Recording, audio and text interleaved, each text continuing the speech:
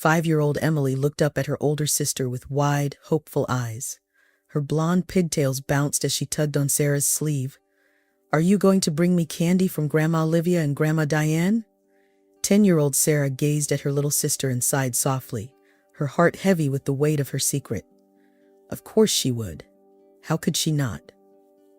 But Sarah would never tell Emily the truth about where those sweets really came from. The local cemetery was hardly a place for candy shopping, but grief had a way of softening hearts. The mourners there were always quick to offer treats to the quiet girl who snuck away from the nearby orphanage. "Sure thing, Em," Sarah said, forcing a smile. "You know they always send the best candy." Emily clapped her hands in delight. "Yay! I hope they send those yummy chocolate bars again." "Do you think they will?" Sarah ruffled her sister's hair. "We'll just have to wait and see, won't we?" As Emily skipped off to play with her worn teddy bear, a last gift from their parents, Sarah's smile faded. She hated lying to her sister. But what choice did she have? The truth was too harsh for Emily's young years. Sarah and Emily had only been in the orphanage for a year, ever since that day when their parents' lives were cut short in a horrific car crash. They still had a grandmother on their mom's side, but she was too ill to care for them. Rumors swirled that Grandma Olivia wasn't quite right in the head anymore. As for Grandma Diane, their dad's mother, she lived comfortably and was relatively young, barely past 50. Sarah clung to the hope that someday Grandma Diane would take them in. But as the days turned into weeks and weeks into months, that hope grew dimmer. Sarah often lay awake at night, listening to the soft snores of the other girls in the dormitory, wondering why their family had abandoned them. Sarah's mind drifted back to that gut-wrenching day of her parents' funeral.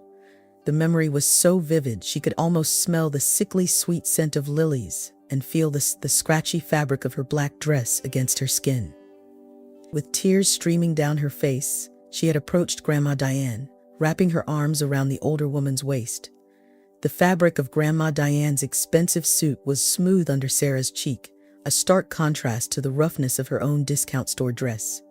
"Grandma, please take us in, me and Emily," Sarah had pleaded, her voice cracking with emotion. She looked up into Grandma Diane's face, searching for any sign of warmth or compassion. "I promise I'll grow up fast and start earning money. I'll do everything around the house and take care of Emily too. Just please don't abandon us." Grandma Diane, tall and youthful looking in her elegant black suit, had given what seemed like a smile, but Sarah felt an immediate chill. She knew right then that rejection was coming. "Sarah, darling, listen," Grandma Diane had said, her voice syrupy sweet but devoid of warmth. She placed her manicured hands on Sarah's shoulders, holding her at arm's length. "I know this is hard, but you have to understand, your parents never managed to pay off their mortgage. If you girls go into the system, at least you'll be guaranteed apartments from the state when you're older. You might think I'm being cruel now, but one day, you'll thank me." Sarah had wanted to scream that she didn't care about some future apartment. All she needed was for someone, anyone, to hold her and love her, even just a little bit. She wanted to tell Grandma Diane how terrified she was, how she had no one to turn to. But the words wouldn't come.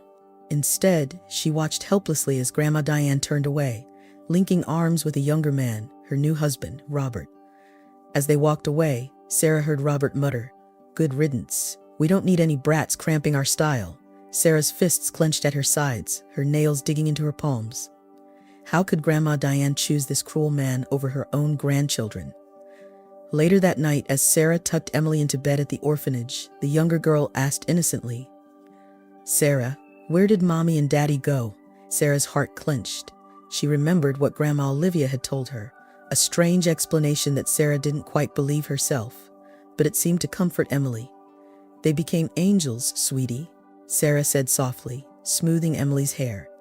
The little girl's eyes were wide and trusting, hanging on her every word. "We shouldn't cry because they're happy now. They're watching over us every second, making sure we're okay." Emily's eyes widened even further. "Really? They can see us right now?"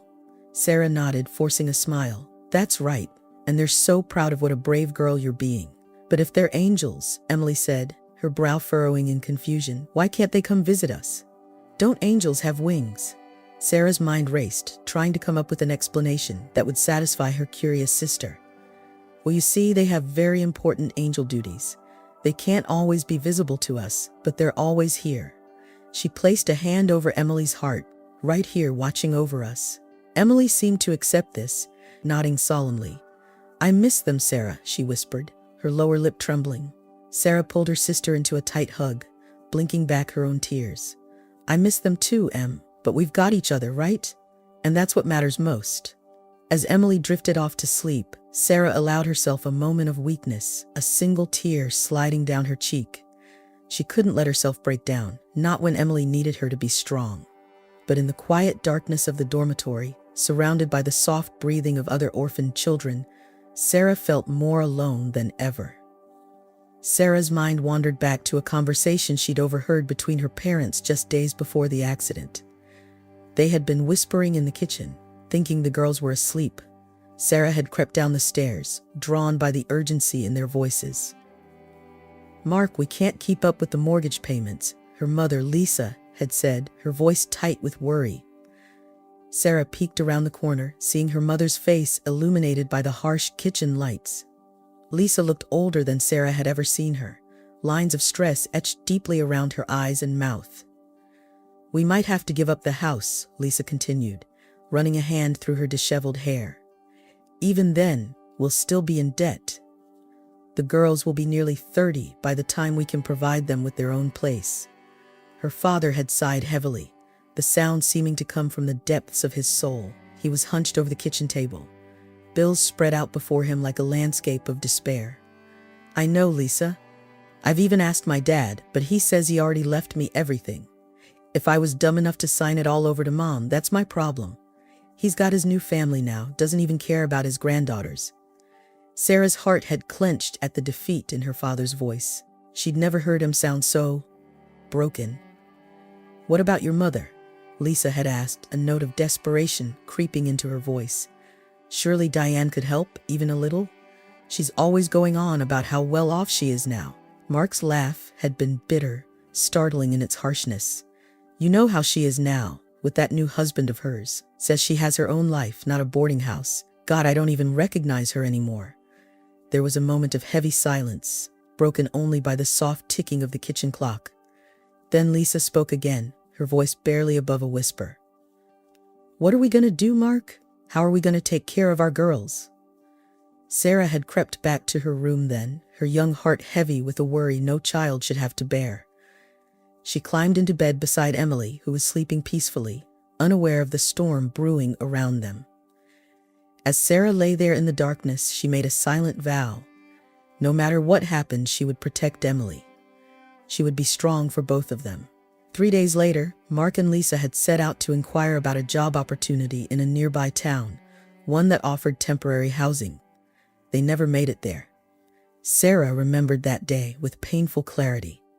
It had started like any other breakfast around the kitchen table, Emily chattering excitedly about a picture she'd drawn in school, their parents exchanging tired but affectionate smiles over their coffee cups. We'll be back before dinner, Lisa had promised, kissing both girls on the forehead. Be good for Mrs. Johnson next door, okay? Can we have pizza for dinner? Emily had asked, her eyes shining with hope. Mark had laughed, ruffling Emily's hair. We'll see, pumpkin. Maybe if you're extra good today. Those were the last words Sarah ever heard her father say. The afternoon had dragged on, the hands of the clock moving with agonizing slowness. Sarah had tried to distract Emily with games and stories, but she couldn't shake the feeling that something was terribly wrong. Then came the knock on the door. Sarah remembered the police officers at the door, their faces grim beneath their caps. She remembered the social worker with her plasticky smile, explaining that she and Emily would be going to a nice place with other children. She remembered Emily's screams as they were led away from the only home they'd ever known. No, I want Mommy and Daddy, Emily had wailed, her small body racked with sobs. Sarah had held her sister tightly, trying to be strong, even as her own world crumbled around her. And she remembered the deafening silence of Grandma Diane and Grandma Olivia in the days and weeks that followed. Not a single visit, not a phone call, nothing. It was as if Sarah and Emily had ceased to exist the moment their parents died. As they settled into their new life at the orphanage, Sarah couldn't help but wonder, had their grandmothers forgotten about them entirely, or did they simply not care? Months passed, and life at the orphanage fell into a routine. Wake up, breakfast, school, homework, dinner, bed. Rinse and repeat. Sarah threw herself into her studies, determined to make her parents proud wherever they were. She looked after Emily as best she could, shielding her from the harsher realities of their new life. But Emily, young as she was perceptive. She noticed the other children receiving visits from relatives, watched as some were even adopted and taken to new homes. One night, as Sarah was tucking her into bed, Emily asked the question Sarah had been dreading. "Why don't Grandma Olivia and Grandma Diane just come get us?" Emily asked, her little face scrunched up in confusion. "Don't they love us anymore?" Sarah's mind raced, searching for an explanation that wouldn't break her sister's heart. She thought quickly, drawing on all the fairy tales and stories she'd read. "Well, you see," she began, her voice taking on a conspiratorial tone. "They're both fighting over who gets to take us. They both want us so much they can't agree." Emily's eyes widened in wonder. "Really? They both want us that bad?" Sarah nodded solemnly, warming to her tale. "Oh yes, Grandma Olivia says she should take us because she makes the best cookies. But Grandma Diane says she should have us because she has a big house with a swimming pool." Wow, Emily breathed, clearly captivated by this imaginary scenario. "But why can't we just live with both of them?" "Well," Sarah said, thinking fast, "they live in different states, so if we lived with both of them, we'd have to be split up. You don't want that, right?" Emily's face paled at the thought. "No, never. I want to stay with you forever and ever." Sarah pulled her sister into a tight hug, relief flooding through her. "Then we have to wait until they decide," she said. "But don't worry. They love us so much, they're sending us candy all the time, remember?" Emily nodded, her fears apparently assuaged. "I hope they decide soon," she murmured as she snuggled into her thin orphanage blanket. "I miss having a real home." "Me too, Em," Sarah whispered, her heart heavy. "Me too." But as she lay in her own bed, staring up at the cracked ceiling of the orphanage dormitory, Sarah couldn't help but wonder how long she could keep up this charade. How long before Emily realized the truth, that their grandmothers had abandoned them, just like everyone else. That weekend, like so many before, Sarah snuck out of the orphanage and made her way to the cemetery. The cool morning air nipped at her cheeks as she slipped through the iron gates, her footsteps crunching on the gravel path.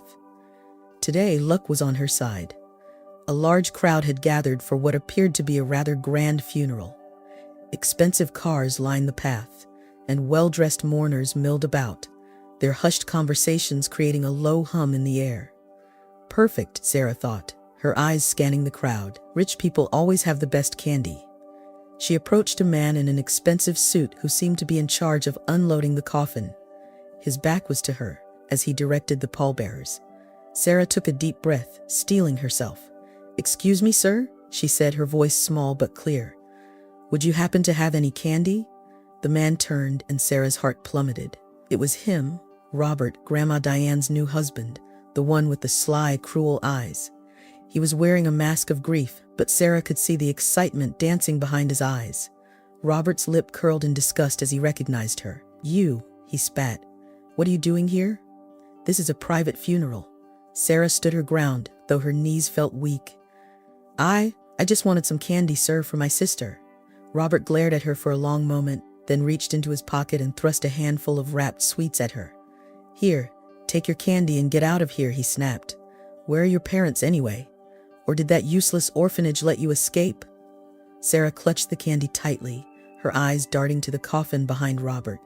A terrible suspicion began to form in her mind. They're nearby," she lied, her voice barely above a whisper. Could it be?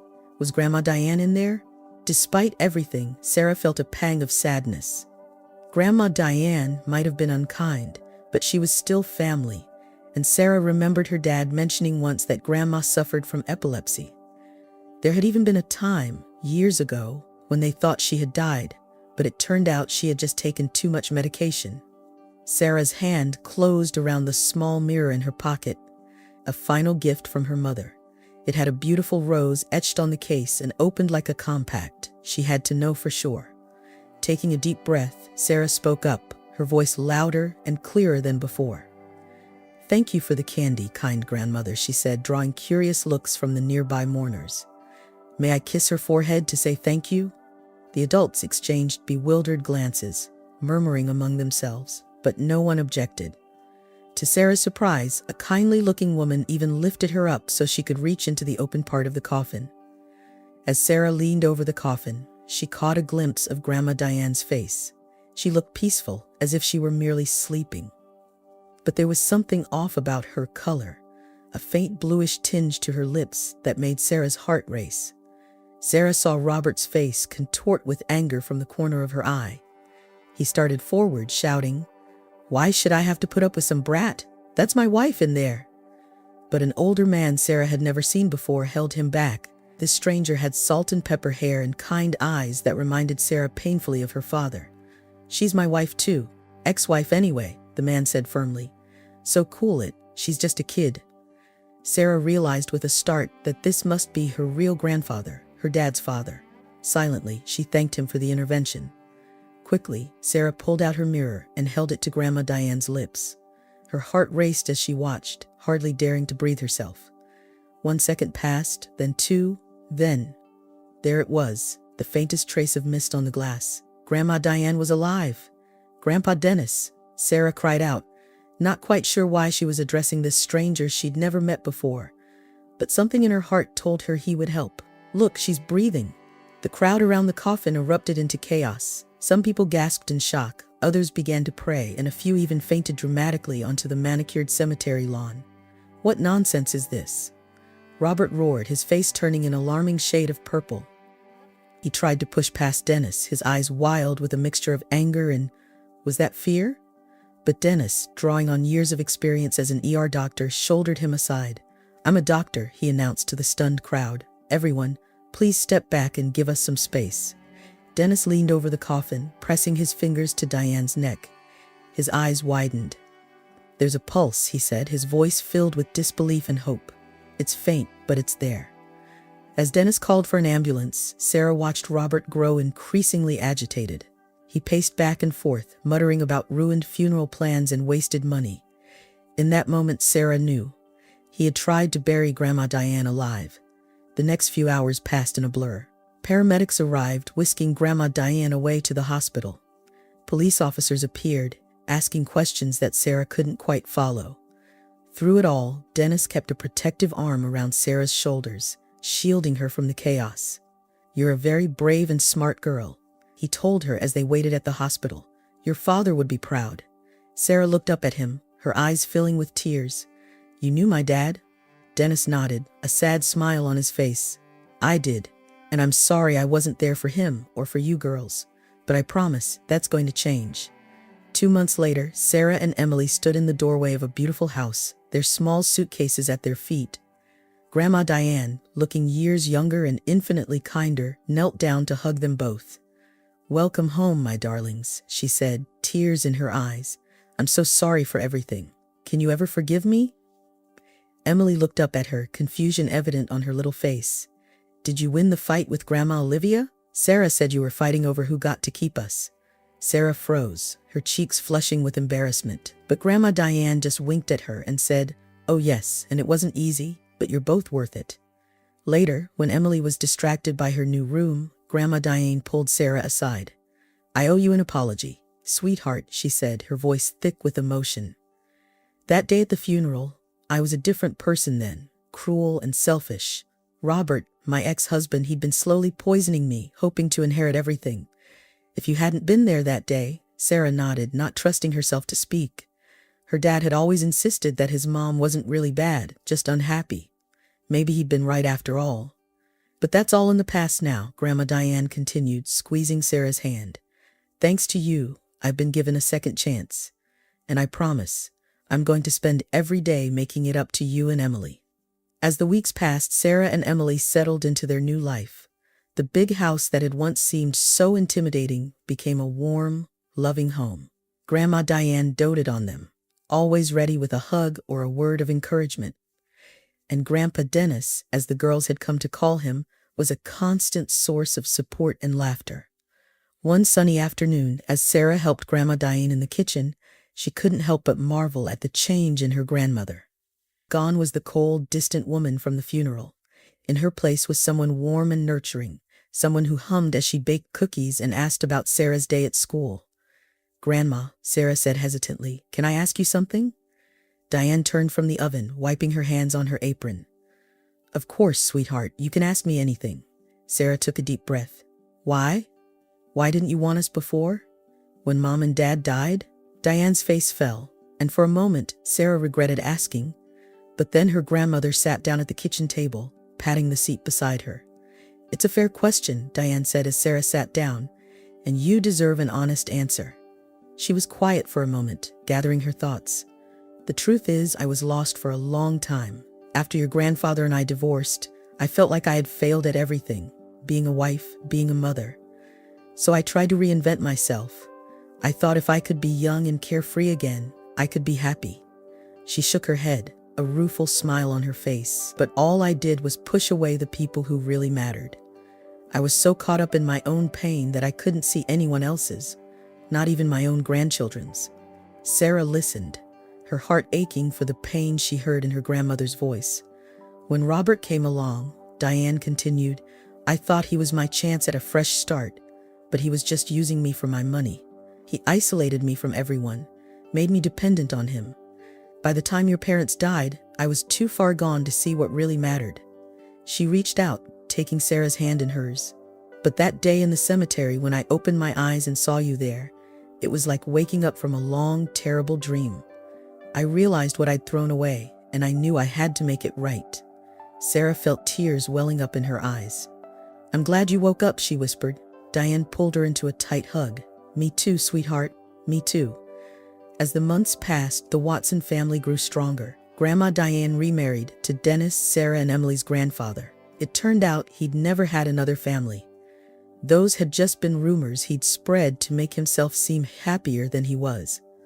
Sarah watched as her grandparents became the loving parents she and Emily so desperately needed.